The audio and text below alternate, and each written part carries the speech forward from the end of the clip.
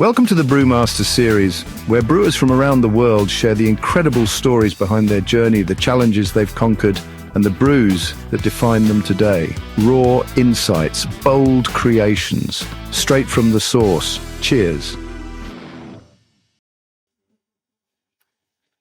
Hi, Georg. Hi, Schorsch. Please tell us your name and your company. Yeah, hello.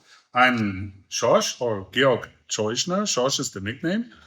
And I built my brewery in 1996. It's nearly 30 years now. Schorsch Bräu, because my nickname is Schorsch. And so I said, how to name the brewery? Okay, name it like me. Started with normal beers, and relatively fast we realized that we are in Franconia, and everybody here, every brewery sells very good beers. So you have a problem and you need to find a way to survive. And this was the birth of strong Schorsch Bräu beers. To start with your career, what was the first beer you came around when you were young? Did you have a dream of becoming a brewer, or how did you get into brewing? Yes, it's a little bit difficult. So I was very sportive in my younger years. So I decided to finish high school and thought after military I will study sports plus chemicals and get a teacher. But then I thought, going to school so long, out of school, back to school, lifelong, and that was horrible. And then a friend of mine at school, we got a book, What You Can Study. And he was 30 meters away from me. And then he shouted out, hey, you can study drinking. And I said, what? Page 120. And I said, whoa. Oh, brewing master or engineer of studying beverage technology and brewery technology in Weinstefan. We go there. We will watch out what this is. And then we went there and I decided to study brewing. So this was a quick decision, and the story is real. I every time I meet him, I say, "You're the guilty man. You're guilty that I He's studied." a brewer too? He did not. He studied teacher like his father. So he did not do. We went there and watched out, and it went around bottle forms and so on. I said, okay, these guys are not so intelligent. I think I can do this too. And I was always interested in beer, so I did some kind of craft beering before everybody else did. And when I heard, this brewery, and I said, maybe I can get wort from you, but a strong wort from the beginning. So this was the career of where I landed now, brewing very strong beers. Undrinkable at this moment because it was not very. You must really think about so much components. You cannot only take a lot of malt and a lot of yeast and a lot of thing and make a strong beer. This is not possible. But I drank a lot of normal beers, and in the beginning of my brewery, I made a bright beer with relatively good hop, dark beer, but not black. It was darker and with a lot of special malts. So it was this Franconian fox red when they said about the melanoidin malt. So this gave a very red, likely and fruitiful, reddish impression in the beer. And later on, a wheat beer with, I don't know the word in English, dinkel malt. Spelt. Yeah. And very smooth, very nutty. And you must say this was a time, 1996, 1997, 1998, I made a wheat beer.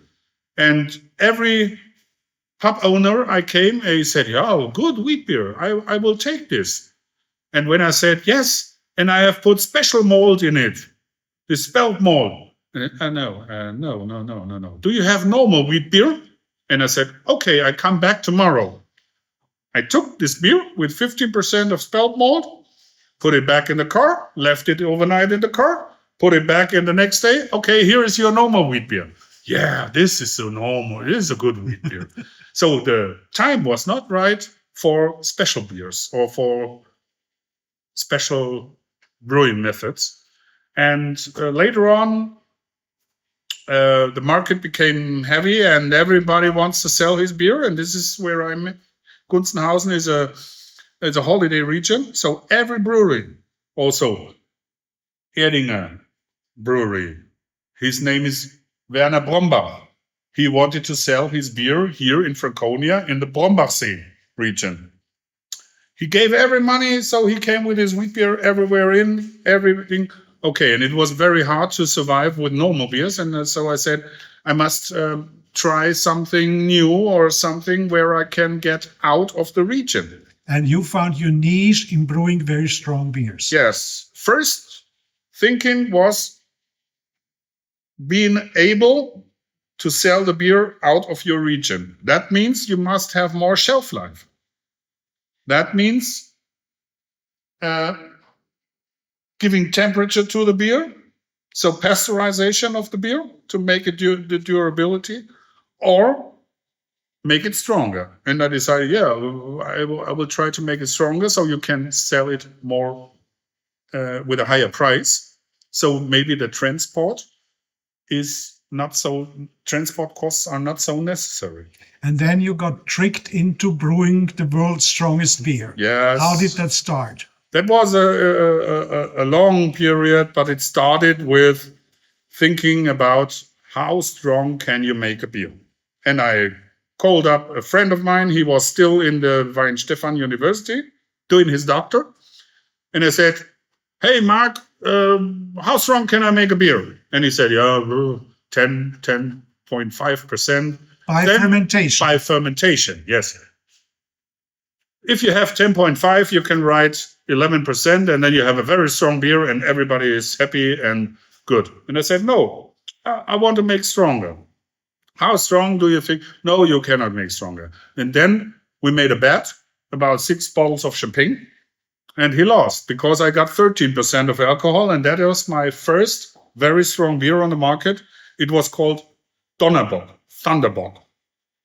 Okay, I got problems with another brewery. They bought the Donner Bräu, and then they said, hey, please, the name, do not do this. And then I said, and this was the best decision ever, why not calling it Schorsch Bock and making Schorsch to a signal of strong brewing, Schorsch Bock 13. Then it escalated more and more. How strong can I brew by fermentation? And finally, there came out 16% of alcohol. 16% was the world's strongest lager. So I was very proud, but not proud on the strengths. It was drinkable, very good drinkable. And I did this brewing in the purity law. So no extra sugars, no distilled spirits in it, only by fermentation. And this was, you are not allowed to do anything else in Bavaria. So this was okay for me. And I had a very good title. And then a TV show called me up and said, oh, we have a very strong beer in Berlin. It's the strongest beer in the world. And I said, okay, how strong is it? It's 27.5% alcohol. And I said, but not by fermentation. The yeast cannot cope with this. There is a beer in America, they say utopias, but if you change the kegs, the barrels where there is a whiskey inside or rum, very often you always gain 1% maybe. But I tasted it recently. Absolutely great. Utopia's perfect beer. So great impressions. And I said, no, you cannot get 27% by fermentation. maybe you can call him up and ask him what he does. Yes, they called back. He does Eisbock method. And I said, yeah, but we cannot make a competition in the TV between him and me because you cannot compare the fastest bicycle in the world with a motorcycle. So then we left it. And then I said, okay, he takes a normal bock, ice box. So he freezes the bock down, takes out the ice crystals. It's mostly water. And what is left is very strong mother liquid with higher alcohol and more aromas. So this is, yes, and it's in a purity law. I could try. And so I went, maybe I can break this record. And this was the beginning of a long journey leading into the strongest beer in the world we come back later. So I went to a friend of mine, and in winter he had a free freezer, and I took it, and I took the beer, 16% inside, and out came 31% of alcohol. This was then the strongest beer in the world by Eisbock. So very strong, and I said, okay, I didn't mention that you can make such a strong beer. And every year, every time somebody came, when it's escalated later, and every time anybody asked, do you think you can make it stronger? I said, no, I don't think I can make it even stronger. And then the guys from Scotland jumped in. And then the Brewdog people came in and started the battle for their advertising.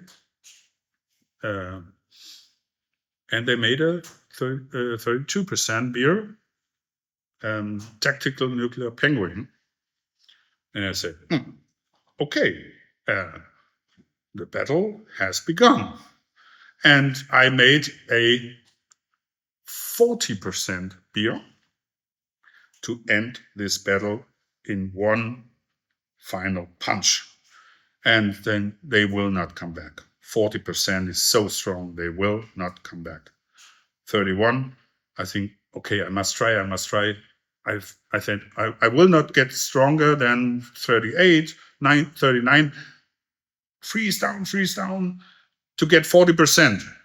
And I got 40%, and then I said, they will never come back. This is a final punch. They came back with 41%. Well, we're talking about the strength of a beer is the strength of a whiskey. Yes. That's typically the strength of a whiskey. I never thought this could happen, but they came back with 41%. And I said, okay, let's try. Maybe I can get even stronger. It was not getting the title. It was the battle. The battle was the interesting thing. So, and they did not stop, and I did not stop. And then this escalated. I made 43% of alcohol. And at a time where they met with brewing masters in Scotland, and they wanted to raise these two bottles and say, we finally have the strongest beer in the world. And a friend of mine from Franconia, she opened a brewery in Scotland, was at my place 3 weeks ago, and said, do you have stronger? And I said, yes, here, 2 bottles. They stood and said, yes, we have 41%. This is the world's strongest beer. And then Petra Wetzel, Westbrew, she has the Westbrew brewery, and she stood up and said, no, you don't. He has 43% of alcohol. And because they called their beer Sink the Bismarck and got in these war words, the English Yellow Press said Schorsch Bräu blitzkrieged Scottish beer drinkers because it was so fast to conquer them and to beat them. So they called me Schorsch Bräu blitzkriegs Scottish beer drinkers. Okay, I'm not this war name guy. And I said, this is Schorsch Bock 43, basta. And I thought, maybe this was enough now. They were a little pissed and made little funny videos about me and Wolfgang and Hans and Salami. You can see this also on the internet still. And then they came back with 55% of alcohol. So they made a big punch back. And then they called it end of history. So they said, the competition surely is over. And we had a London BBC interview. And at the end of the interview, I said, oh, yes, when I come back from the lake of crying, and maybe I can think about to make it stronger and so on. And at the end, I said, you must realize it's over when Schorsch says it's over. Then it's over, not when they say it's over. And then I came back with 57% of alcohol. And this is then since, I think, 15 years or something like this, the strongest beer in the world. And it's called. So nobody else beat it. Nobody else was beating it. I always made Schorsch Bock. The additional name is Finis Coronatopus, with the meaning that the whole work becomes worthy, a value, when the battle is over. So only when you end the battle, the whole work gets a worth. So if you're still on the run, and this is so I made 57%. Also, Finis Coronat Opus to say, I think the battle should be over now. And they did not make it stronger. So this is the world's strongest beer since, I think, 14 or 15 years now. I don't know when we did it, this record the first time. And yes, maybe somebody may come back and try even stronger, but this is the first time now I tell. Always when somebody said, will you make it stronger? Then I said, I do not have to make it stronger because I am the champion. Why should I beat my own record? But what we see now behind you, there's this big barrel that holds a beer that's compared to the other one, that's even a light beer, although we're talking 16% alcohol. So my normal beers, when I say my alcohol-free beer is 30, I do not do any normal beers anymore since 2004. And so my alcohol-free range is 13% of alcohol. The stronger beers, 20-30% of alcohol. This is the world's strongest beers.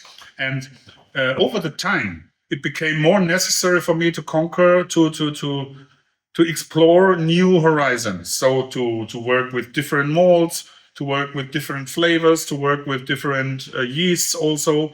So I made a beer, for example, with a white wine Secco yeast. You are not allowed to call it champagne yeast. So I took a wine yeast and made a bright beer with a lot of Hallertauer Blanc hop inside. So to get white wine taste from the fermentation, from the yeast, from the hop. And very interesting. So I explored to work with malt, with yeast and so on. And I'm known for escalating things sometimes. So I took this very big barrel and maybe fulfilled a childhood dream, because this night we will go with Konrad to a beer garden where I was as a child. And there was a big barrel of old oak, big barrel. It was a former brewery and then a malt manufacturing. And when we went there, the best thing was to go inside and sit there and have their food. It was for the children, more to play. And maybe this was burned in my brain. And I said, sometimes I will have such a big barrel on my own.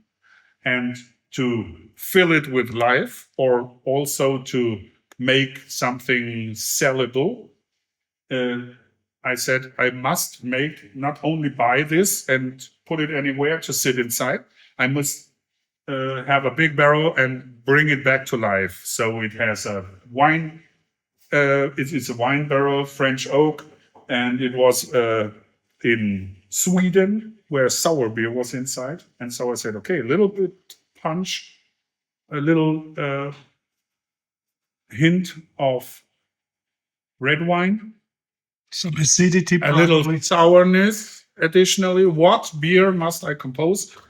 In addition, with these two components, maybe they come out a little bit more or less. It came out a little less. So I have icebox inside. I have my Cuvée Barrique 2024 was inside.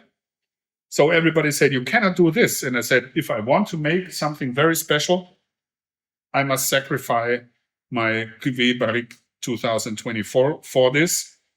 And everybody said, you're crazy. This sells very good. But I said, I want to conquer new horizons. World's biggest beer box barrel. So I did this. And 15.3% alcohol. And like maybe a little bit, I'm a little too tiny for my weight. So this is called Fat Schorsch. And let's try that Fat Schorsch. Yeah. Fat Schorsch is an imperial red ale. The second filling we taste at the moment is imperial red ale.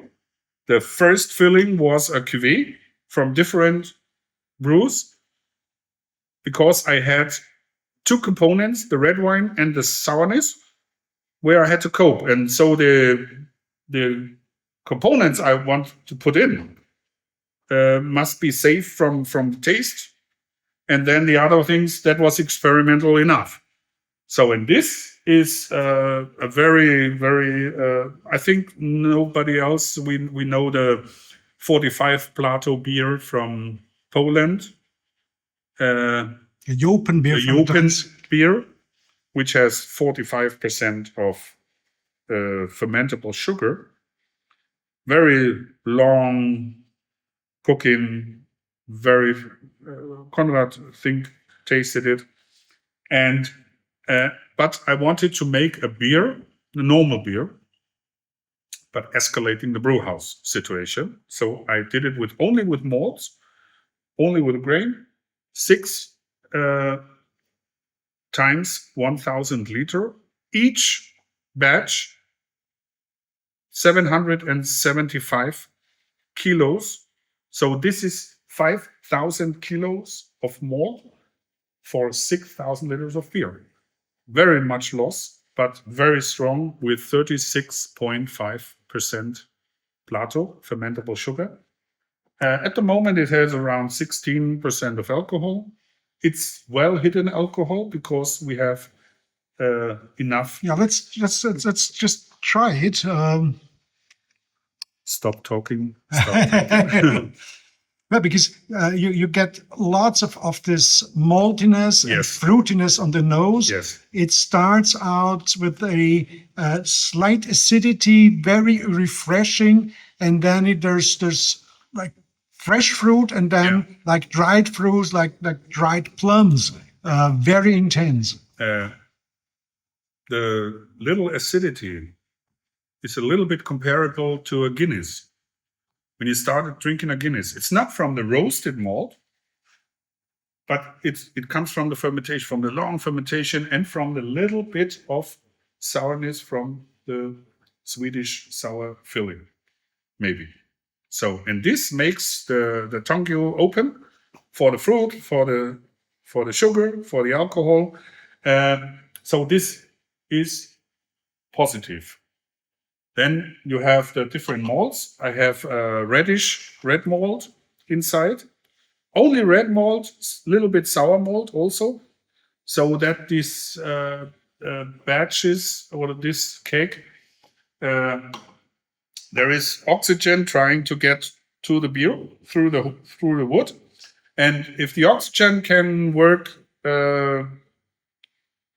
too much, if it works less, you have a so-called micro-oxidation. This makes the beer positive. So it turns bad ingredients like higher alcohols or something in smooth, fruity esters, for example. This is something what happens also with a whiskey. Yeah. And if you have a micro-oxidation, very slow, the oxygen takes bad things. If it goes too fast, the oxygen goes everywhere, also to the positive aromas, and turns it into acidity, vinegar. If the vinegar bacteria come through, or it turns the beer oxidated, so it becomes too much sherry-like, old sherry, and this can turn. Old sherry is not the best, not bad. If you have this fruity again, it can work together very good. But if you have then something like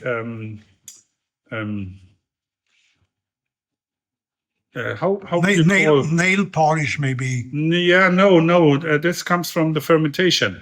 But if you have something like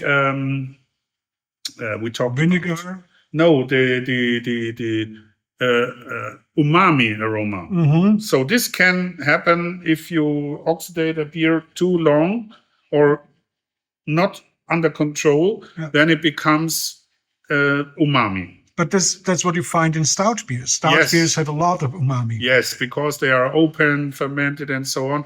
But this is not the aim here. The aim is fruitiness from the malt, the red malts, the normal malts from the fermentation. So we have top fermenting yeast, which makes a lot of fruits. We have 22, 25 degree temperature fermentation, which increases these fruity aromas. But on the other side, we give a lot of nutrient from only malt to decrease bad ingredients like ethanol acetate, for example. That makes it like taste nosing like glue. This is not positive for the beer. So we try to decrease the bad ingredients, turn the higher alcohols by time. This will be minimum 1 year or 1.5 years inside.